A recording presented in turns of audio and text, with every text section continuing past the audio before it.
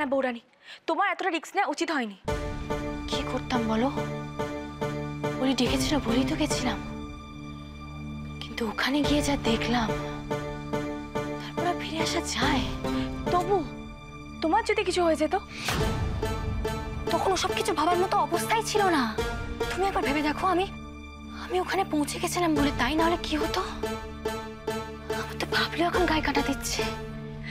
অলির কথা তাও না হয় বুঝলাম, কিন্তু অরূপ তো অনুষ চ্যাটার্জির নিজের ছেলে, ওর সাথে না কি করে করলেন? জুই, লোকটার কাছে ছেলে বউ এসব কোনো সম্পর্কের কোনো মূল্য নেই। ও নিজের স্বার্থের জন্য পারে না এমন কোনো কাজ নেই। তা বলে এতটা?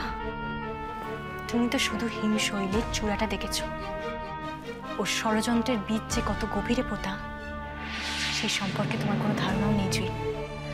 তার মানে অলি অরূপ দুজনেই? একদম ঠিক ধরেছ, ওরা দুজনই খুব বড় বিপদের মধ্যে আছে। আর অরুণেশ চ্যাটার্জি অনেক দিন ধরে এই ষড়যন্ত্র করেছে, তাই এত তাড়াতাড়ি এর থেকে নিষ্কৃতি পাওয়া যাবে না।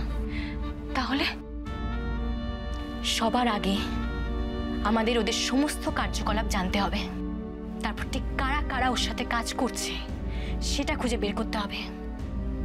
তারপর এক এক করে ওর অন্ধকার জগতের প্রত্যেকটা স্তম্ভ ভেঙে গুড়িয়ে দিতে হবে। কিন্তু এরকম একটা লোক, তার সাথে তুমি পারবে? আর তাছাড়া উনি নিজে তোমার পিছনে হাত ধুয়ে পড়ে গেছেন। পুরানি, আমার তোমার জন্য খুব ভয় করছে। এখন ভয় পাওয়ার সময় নয় ছুঁই। একবার যখন লড়াই শুরু হয়েছে তখন শেষ পর্যন্ত সেটা চালিয়ে যেতে হবে। এখন পিছিয়ে আসা মানে নিজের মৃত্যু নিজে বরণ করে নেওয়া। এত বড় একটা লড়াই তুমি একা লড়বে বৌরানী?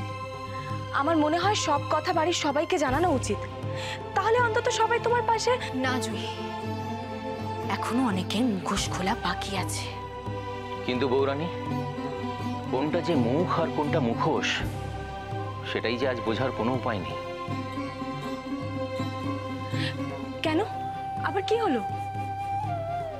দিদি নেই, সবটাই এখন বিদিশা দেবী কন্ট্রোল করছেন।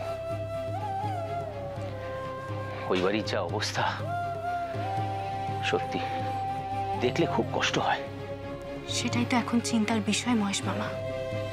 ওই বাড়িতে এমন কেউ নেই যে কড়া হাতে সবটা সামলাতে পারে। ঠিক তাই, ঠিক এই জন্যই তুমি অন্তত বড় ভাগ্নিকে সত্যিটা বলে রাখলে খুব ভালো করতে বৌরানী। দেখো, তোমার জন্য কষ্ট পেতে পেতে ছেলেটা কিরকম যেন হয়ে গেছে। ও যদি সত্যিটা জানতো তাহলে অন্তত নিজের মতো করে পরিস্থিতিটা সামাল দিতে পারতো, এতটা খারাপ হতো না অবস্থা। না মহেশ মামা, এখনো সেই সময় আসেনি।